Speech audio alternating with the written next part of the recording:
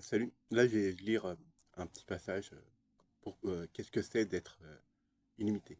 Alors, devenir illimité, c'est être sans peur, sans culpabilité, sans haine, sans amertume.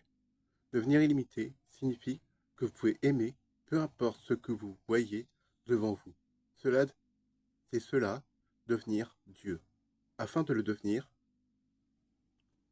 vous devez vous maîtriser vous-même et vous corriger en surmontant toutes les choses pour lesquelles vous êtes appliquées à vous limiter. Vous éliminez et détruisez leur illusion en passant ce qu'on appelle la théorie acceptée, car la vie est en perpétuel changement à chaque instant. Elle sera toujours et s'affine à chaque instant. Donc là, ce qu'il faut savoir, c'est que la société nous met des œillères, en fait, chaque jour. Il nous montre des choses qui sont acceptables par la société. Je ne dis pas qu'il y a des choses immoraux, bien sûr. C'est inné. Peut-être pas pour tout le monde. Mais on a un sens moral et en tant qu'être humain, on se doit de respecter un certain équilibre entre le bien et le mal. Et donc, ce que la société considère comme acceptable, comme le fait de vendre des armes à d'autres pays, pour eux c'est acceptable parce qu'ils récupèrent de l'argent, donc ça fait fonctionner le PIB du pays et donc l'économie. En tant que moi, en tant que citoyen, moi c'est pas acceptable. Je refuse que des ingénieurs français construisent des avions de chasse ou des armes pour d'autres pays, qui vont ensuite utiliser contre d'autres pays qu'on est même peut-être alliés avec eux, et ou même, pourquoi pas, nous attaquer avec nos propres armes qu'on a créées. Donc le refus catégorique de vente d'armes en France devrait être inscrit dans la Constitution.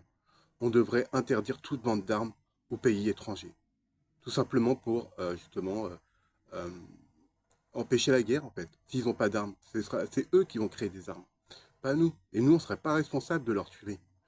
On doit se considérer pas comme neutre en quelque sorte. Parce que s'il y a un pays qui est plus faible qu'un autre, on doit intervenir pour protéger les plus faibles.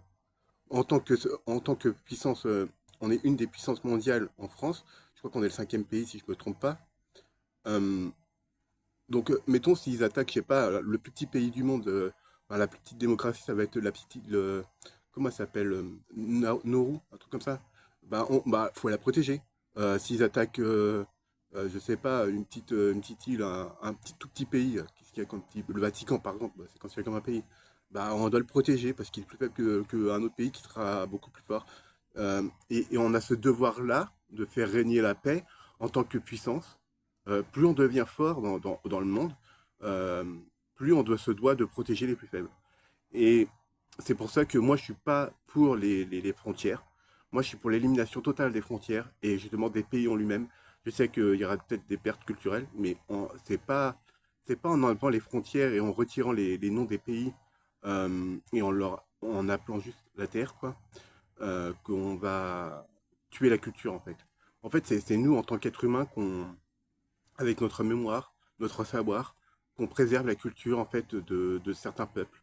Et c'est pas le gouvernement ou autre. C'est nous en tant qu'individus qu'on maintient une mémoire, qu'on transmet culturellement.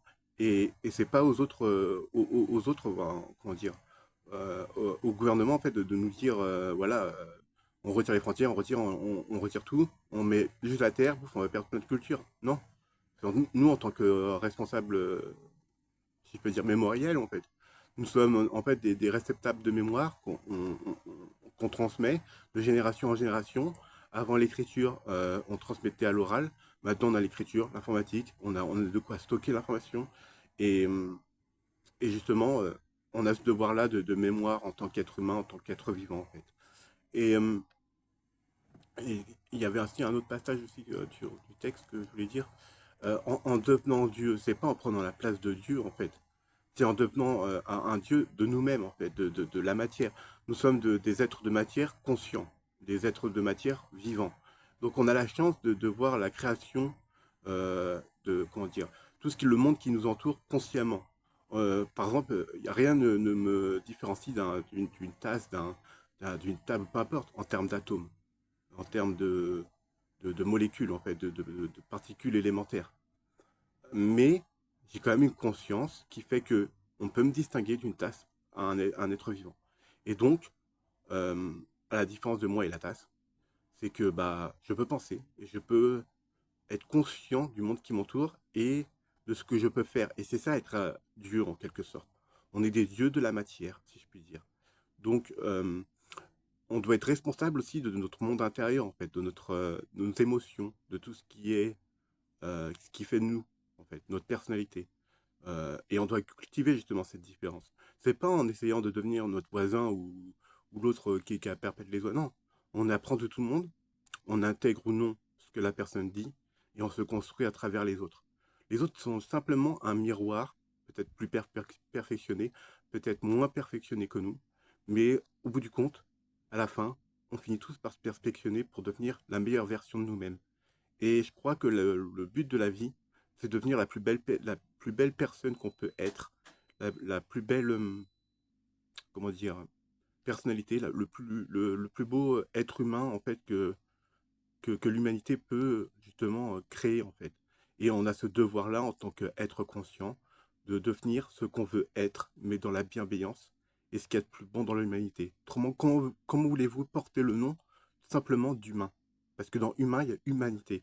Et donc, comme dans ce que Kenny Arcana a dit dans une de ses musiques, elle dit de ne pas oublier le hit, mais le hit de humanité.